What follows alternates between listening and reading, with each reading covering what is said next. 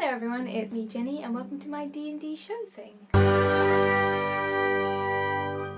So for today's D&D and We, in which I talk about D&D and the wider internet community, I want to highlight a couple of the Critical Role one-shots that have been out there, which are kind of a really good starting point for people who are either unfamiliar with D&D or unfamiliar with Matthew Mercer as a DM, and kind of want to get into Critical Role and get into online D&D shows without having to wade through several years of character backstories.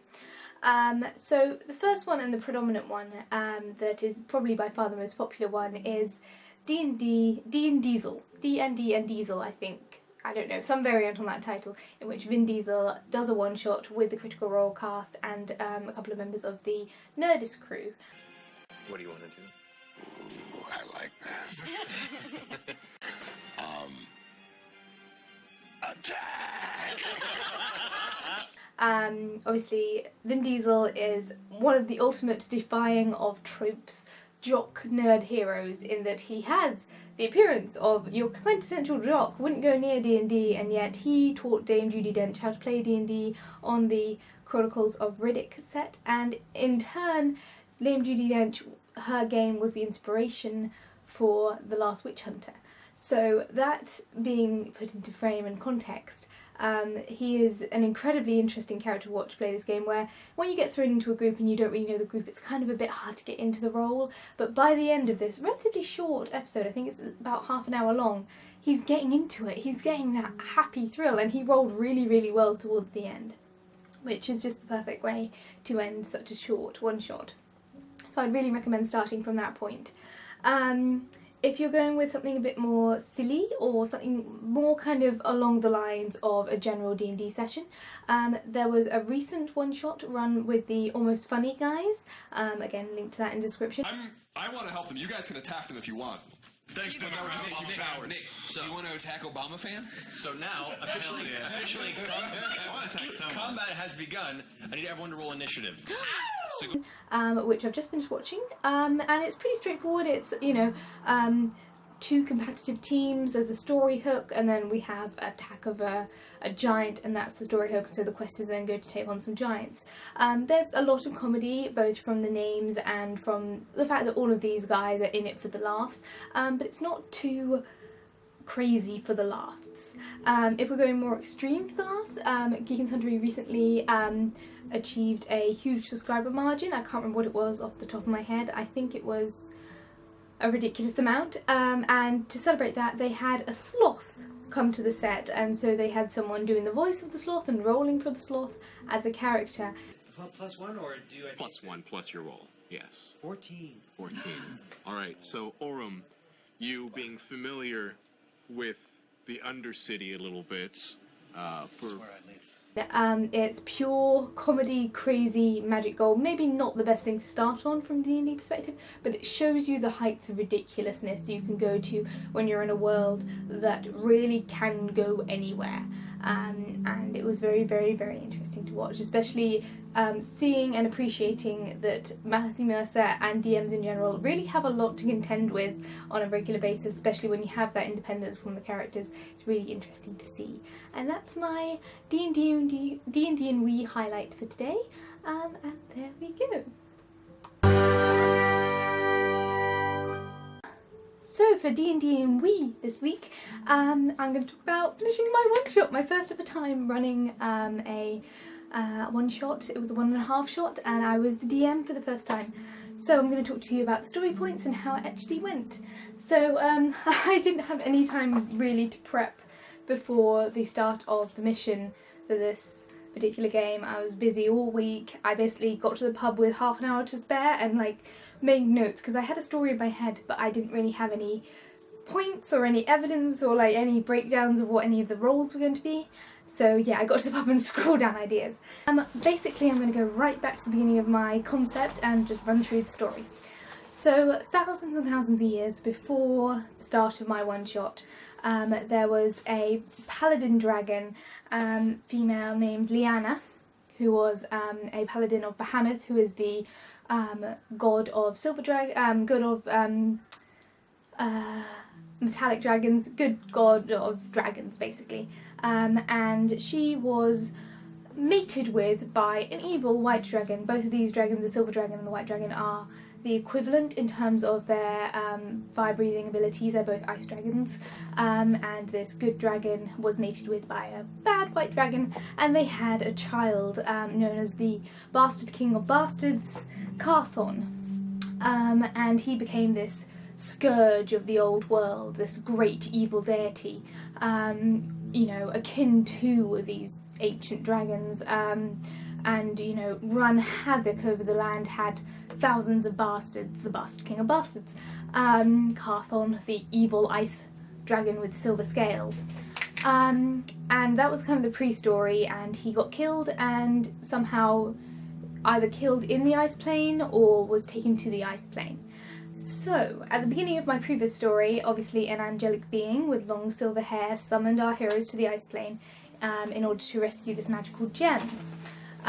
During last game, sorry, I'm going to put my notepad again. During the last game, they defeated some ice meepits. At the beginning of this session, I had them roll for investigation, and it was a pretty low roll, and they found the corpse of a dragonborn priest. And with this dragonborn priest, who had been long dead, there was a diary documenting his research into Carthon and the history of Carthon, and revealing that if a large item of magical power were to be basically supernovaed in the ice plane, that could result in Carthon coming back, this ancient ice dragon. And at this point all my characters are level 4, so they would not be able to defeat this evil ancient dragon. So then it becomes a race against time, not just because the angelic beings will be killed if the gem stays out of their hands for more than 24 hours, but also because Carthon will come back. So the entire of the worlds are at risk. And so that means it's a race against time to try and get to the gem, neutralise it before Carthon is risen from the dead as this ancient scourge of the evil world. And at this point they take on a yeti, because I wanted to throw in a yeti. And there's something odd about this yeti's behaviour. It's oddly violent and also seems to be running away at the same time, but they defeated it relatively well. I rolled pretty high. I was a very generous DM. I could have, it had multi-attacks. I either kept forgetting or kept deliberately forgetting that you could do multi-attacks, because I didn't want to kill my entire party before that time happened.